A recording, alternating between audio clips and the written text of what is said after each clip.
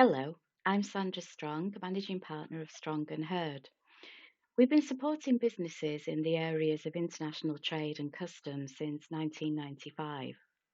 And since the UK exit from the EU in January 2021, businesses based both in the EU and the UK have had many new challenges to face them. One area not really highlighted as a significant change is VAT. We found our clients struggle with the practical application of what VAT is, especially when related to the customs world. So in February, we developed a new training course which focuses on VAT as it applies to exports and imports of goods and services.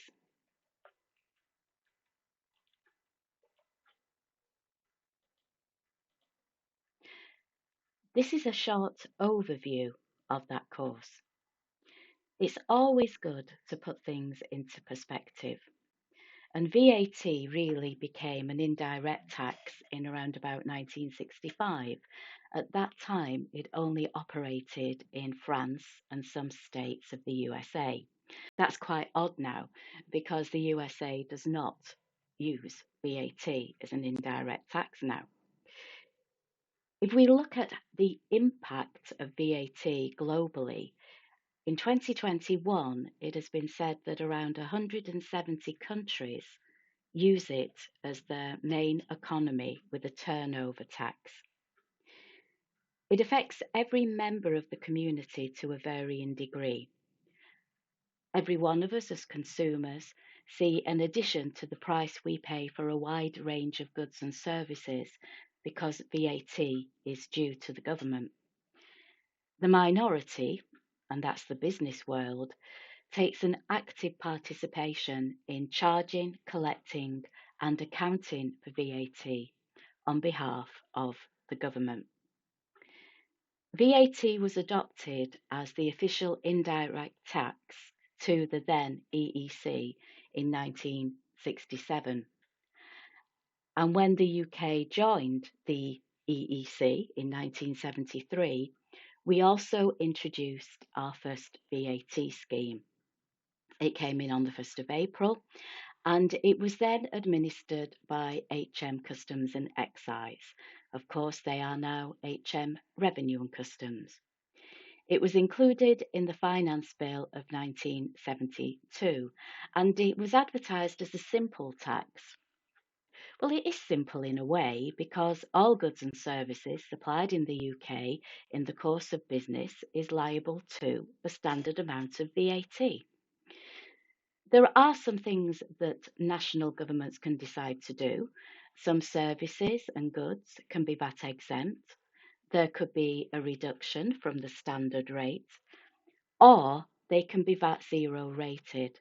And as our training course focuses very much on the international trade and customs side of VAT, the main VAT zero rating we will see is for exported goods. VAT is collected on all imported goods at the rate applicable to the type of goods. So if we're not careful at handling this, businesses can find that their end price increases significantly because one of the advantages of being a business that is registered for VAT in the country of supply is that you can reclaim the VAT from the government. It's the end user who ends up paying it. But if you're unable to legally reclaim it, then it becomes an additional cost. So in the business world, we have output VAT. That's the VAT we collect and receive on behalf of the tax authorities. And we have input tax, and that's the VAT we pay out, usually to suppliers. But at import, it's directly to HM Revenue and Customs in the UK because VAT is calculated and usually collected at the time of import. Although it's not a pure VAT course, we do look at the impact of making your VAT returns and the key boxes that you have to complete.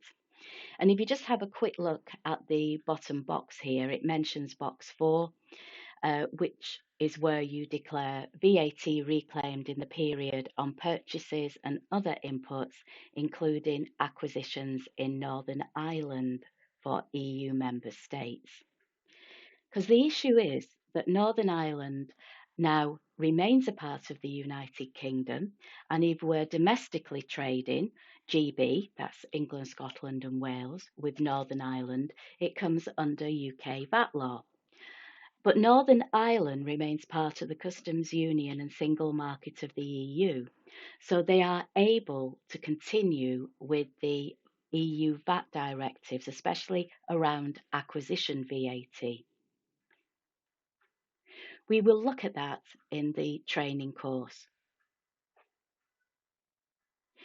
One of the things that had a lot of focus before the UK left the EU was the requirement for businesses to have an economic operator registered identification number.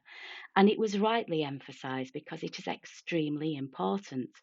You cannot do an export or an import unless you are a registered economic operator.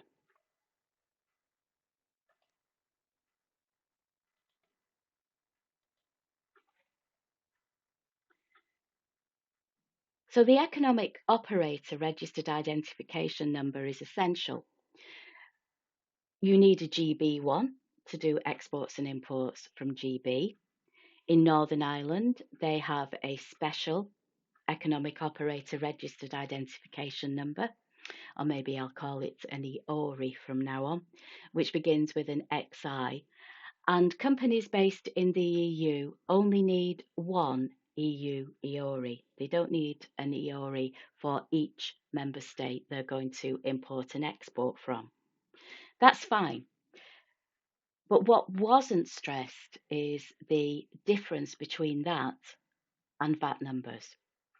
VAT is a national tax, and although there are some EU directives related to VAT, the regulations are based on national law. And that means if you trade in 10 countries of the EU, you may require 10 different VAT registrations. Businesses can register for VAT in different countries, even though they may not be established. But you have to know the national legislation because there will be some element of establishment rules in place, and that could be having an indirect representative that is physically based in the country who is jointly and severally responsible for any debt. It's about the place of supply. And linked to that is the fact that we can VAT zero rate exports. If we send goods from one UK address to another UK address, it's subject to UK VAT. If a German company sells goods to another German company, it's subject to German VAT, and that makes sense. But when we export, we're taking it out of our national VAT controls. But we can't assume an export has happened. We have to provide evidence of export in the correct formats to HM Revenue and Customs if we don't charge VAT. So that is either official evidence of export, which is the preferred, a copy of the export entry with your GB EORI showing that you have sent goods out of the UK,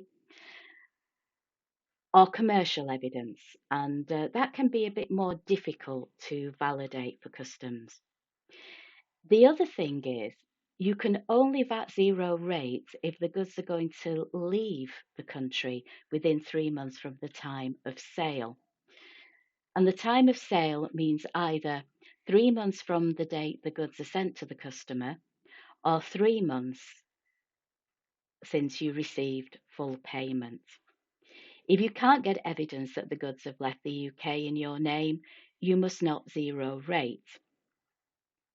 So if you deliver to a UK address, the main position you should take is to charge VAT. But the UK VAT law does identify something called indirect exports, which I also call indirect supplies, because with my customs hat on, indirect exports means something else. So if you do deliver to a UK address, you may be able to VAT zero rate, but there are some conditions. And one of the first condition is that the company you are selling the goods to does not have a UK establishment. If the customer is established in the UK, then the only evidence you can support VAT zero rating with is by you being named on the export entry. So it being a direct export.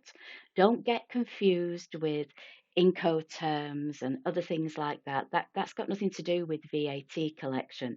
You can say this was X work, so we had nothing to do with the export, but we know it went to the USA or China or France.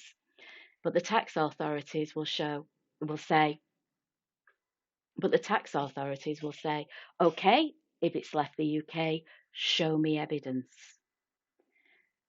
Well, we got paid by the office in France. Yes, but where are the goods? So don't mix up contract terms like Ex Works with your liability to charge VAT. And further information is in Customs VAT Notice 703, available on gov.uk. But we also, of course, look at it in more detail within our training session. And we use actual real life case studies in the areas of not getting correct evidence of export and other areas, such as getting involved in a supply made between your EU supplier to your EU customer.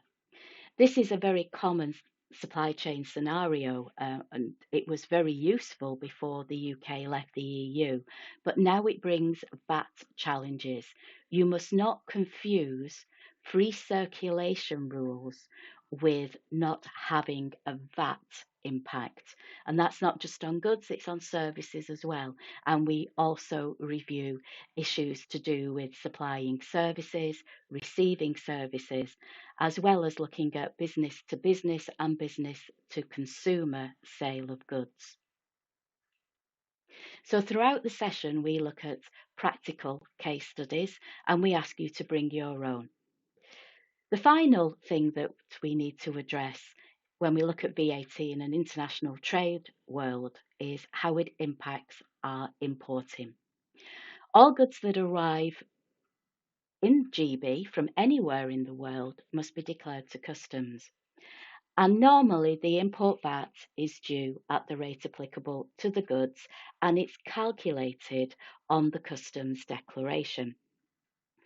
One of the issues that has affected some businesses is that the UK government introduced a delayed declaration system for arrivals from the EU to mitigate the impact of supply chain delays caused both by EU exit and by the COVID pandemic restrictions.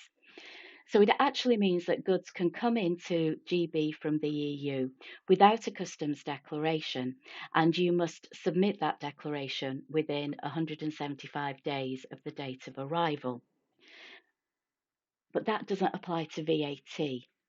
VAT is due within your normal VAT period.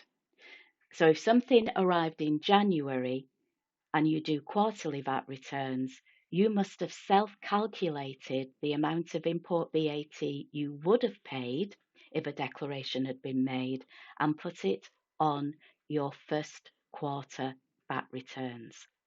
So the VAT return that covered January, February and March. And of course, if you do monthly VAT returns, then that will have a slightly different impact. That has caused a lot of challenges, and we believe that quite a few businesses have still not picked up on that. And HM Revenue and Customs are now auditing to see if you have captured these undeclared imports for VAT purpose in the correct VAT period. So we discuss that and we put some practical solutions forward to businesses if they feel that they haven't got that really sorted out within the business. VAT, when it's put on a customs entry, is generally paid against a deferment account, which can either be yours or the freight agent's. And freight agents also use a scheme called flexible accounting. But since January 2021, when importing into the UK, we've also been able to use the postponed VAT accounting system. That is the choice of the importer, but sadly, we've seen so many cases where the agent has made the decision. So the importer has said, yes, we'll take the cash advantage of postponed VAT accounting, and yet the agent has paid it against a deferment account and charged them. The main benefit of PVA is that cash flow. You don't outlay VAT to reclaim it. You declare it on your VAT return as import output VAT within the same period. Even if as a business you've decided you want to still pay VAT, we recommend that you register on the government gateway to receive the monthly postponed import VAT statements, because we are seeing lots and lots of agents who make the decision on your behalf. And you must make sure that you're capturing the outlay of VAT correctly, both under PVA and in the old-fashioned way, which is against a C79 VAT return. As this slide says, we look at common errors as well. Common errors such as declaring your VAT on a VAT return before you've received your C79 or your MPIV.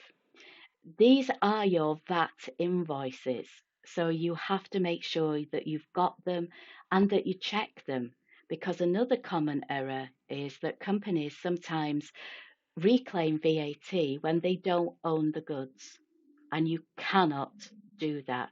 You have to know that you own the goods at the time of import, or you're importing them for a business purpose.